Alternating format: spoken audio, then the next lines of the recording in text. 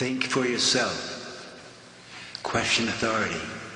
Yeah, very, very happy to be with you and to have a chat with you. Thanks so much, Justin.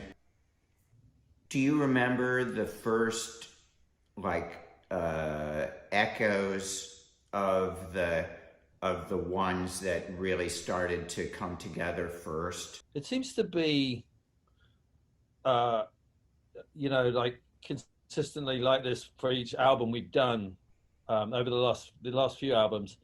We get the bunch of ideas, the big piles of ideas sitting around, and then at some point we have to choose one to really go deep into, and then that's quite a difficult time because there's okay, we're going to commit to finishing this idea, but until we're not going to jump around anymore. So we went into Descending. That was the first one. Mm.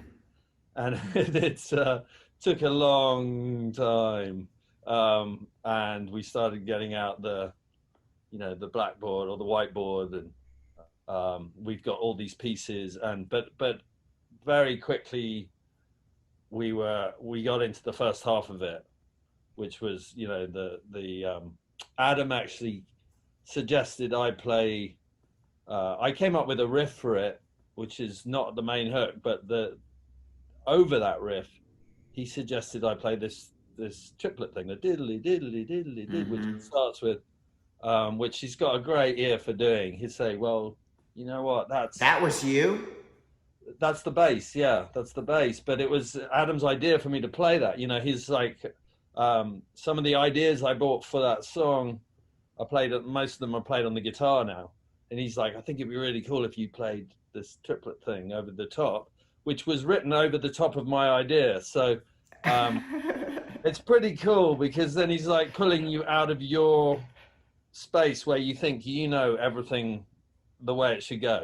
Like your ego is saying, "Well, I this is the riff, and this is how, to me, it would live in a song." He's like, "Well, you know what? That's great. Let me play that, and why don't you try this?" So suddenly I'm like going, "Wait a minute," and I'm I'm like watching someone else playing the other thing, and it could be a little upsetting at first, because your ego is like, I want to be playing that. I came up with it, and then luckily, I think this is benefits from Heinz, from our last experiences. We realize this is a good way to do things because it really releases the idea that way, and it Yeah. becomes it can grow even more basically if it's not stuck in one person's head. So now it's spread around, and so that song started to, we really started to layer some spare ideas on top of the original riff. And you listen to that song, it's probably the most complex as far as time changes and melodies and stuff. um and it gives me a really intense feeling listening to that song because I can feel the struggle that went into it, and the emotion in it. Absolutely. That was also the one, that and Numa were Yeah. immediately the ones that you know told me this is an incredible album.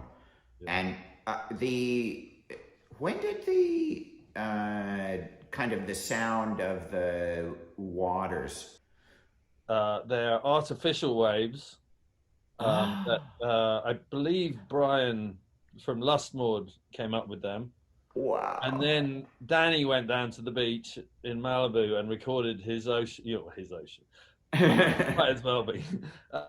Recorded the waves in Malibu, and they are the two together, Ah. kind of because the artificial waves were a little bit too artificial.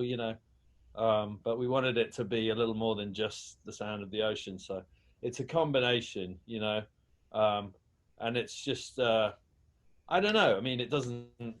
It can mean whatever you want it to mean, but it just gives that kind of that feeling of like the waves pulling back and pulling you down into the Yeah. ocean, and then the wave coming up onto the beach. There's something really nice about that. It's kind of cyclical, and but also there's this force going backwards and forwards, you know. So I think it just kind of worked with. I think Adam had a thought about that. The original idea for the waves, yeah. Wow. Eat a dick, dude.